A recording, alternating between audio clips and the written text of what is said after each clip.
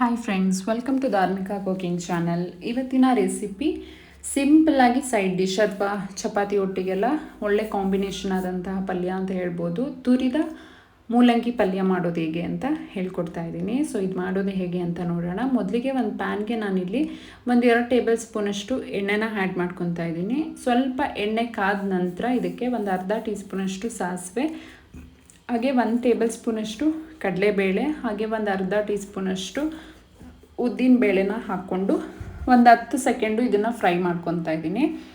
ಸ್ವಲ್ಪ ಇದು ಫ್ರೈ ಆದ ನಂತರ ಇದಕ್ಕೆ 2 ಮೆಣಸಿನ್ಕಾಯಿನ ಸೀಳಿ ಕಟ್ ಮಾಡಿ ಹಾಕ್ಕೊಂಡಿದ್ದೀನಿ. ಇದನ್ನು ಅಷ್ಟೇ ಒಂದು 5 ಸೆಕೆಂಡ್ ಫ್ರೈ ಮಾಡಿ ಅದಾದ ನಂತರ 1 ಈರುಳ್ಳಿನ ಸಣ್ಣದಾಗಿ ಹೆಚ್ಚಿಟ್ಕೊಂಡಿದೆ, ಅದನ್ನು ಸಹ ಹಾಕಿ ಮಿಕ್ಸ್ ಮಾಡ್ಕೊತಾ ಇದ್ದೀನಿ. ಸ್ವಲ್ಪ ಒಂದು ನಿಮಿಷದವರೆಗೂ ಫ್ರೈ ಮಾಡಿದರೆ ಸಾಕು. ಇದಾದ ನಂತರ ಇದು ಈರುಳ್ಳಿ ಚೆನ್ನಾಗಿ ನೋಡಿ ಫ್ರೈ ಆಗಿದೆ ಇವಾಗ. ಸೊ ಇವಾಗ ನಾನಿಲ್ಲಿ ಒಂದು 1/4 kg ಅಂದರೆ ಒಂದು 5ರಿಂದ 6 ಸಣ್ಣ ಮೂಲಂಗಿಗಳನ್ನ ಇಲ್ಲಿ ತುರಿದು ಇಟ್ಕೊಂಡಿದ್ದೆ. ಸೊ ಅದನ್ನು ಆ್ಯಡ್ ಮಾಡಿಕೊಂಡು ಇದಕ್ಕೆ ಚೆನ್ನಾಗಿ ಮಿಕ್ಸ್ ಮಾಡ್ಕೊತಾ ಇದ್ದೀನಿ. ಒಂದು ಸಲ ಚೆನ್ನಾಗಿ ಮಿಕ್ಸ್ ಮಾಡಿ ಇದು ಒಂದು 5 ನಿಮಿಷ ಕುಕ್ ಆದರೆ ಪಲ್ಯ ರೆಡಿ ಆಗೋಗುತ್ತೆ. ಈ ಟೈಮ್ನಲ್ಲೇ ಉಪ್ಪು ಎಷ್ಟು ಬೇಕಷ್ಟು ಹಾಕ್ಕೊತಾ ಇದ್ದೀನಿ ಇದಕ್ಕೆ. ನಂತರ ಒಂದು ಸಲ ಚೆನ್ನಾಗಿ ಮಿಕ್ಸ್ ಮಾಡ್ಕೊಳ್ಳಿ.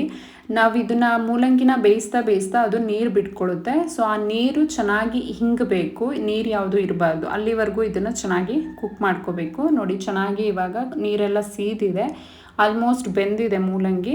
ಈ ಲಾಸ್ಟಲ್ಲಿ ನಾನು ಒಂದು 1/4 ಕಪ್ಪಷ್ಟು ಕಾಯಿ ತುರಿ, ಹಾಗೆ ಒಂದು ಸ್ವಲ್ಪ ಕೊತ್ತಂಬರಿ ಸೊಪ್ಪು ಕಟ್ ಮಾಡಿ ಇಟ್ಕೊಂಡಿದ್ದೆ, ಅದನ್ನು ಆ್ಯಡ್ ಮಾಡಿ ಮಿಕ್ಸ್ ಮಾಡ್ಕೊತಾ ಇದ್ದೀನಿ. ಮಿಕ್ಸ್ ಮಾಡಿ 1 ನಿಮಿಷ ಸಿಮ್ ಮಾಡಿ, ಅಂದರೆ ಕಡಿಮೆ ಉರಿ ಮಾಡಿಬಿಟ್ಟು ಬಿಟ್ಬಿಡಿ.